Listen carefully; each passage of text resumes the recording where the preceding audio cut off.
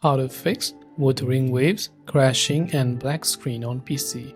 If you're trying to launch the Wuthering Waves game and it is crashing, maybe you're seeing a black screen, there could be many reasons why this could be happening.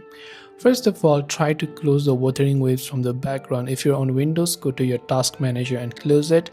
For Mac users, just right click on it and then hit the quit button right there in order to close the game completely. Then once you've done that, what you can also try to do is check if you have got enough system storage. The thing is that when you run out of storage, that is when your games and applications, especially heavy games, could be facing some problems. So depending upon whatever it is that you're using, you can try to turn on your storage system and check if you have got plenty of storage. Now, if you download it from your app store, especially for Mac users, you can go to your app store and then check if the Wuthering Waves game has an update. As for the Windows users where you download it from Epic Games, try to verify the installation again and try to re-download or reinstall if it's not really working out for you.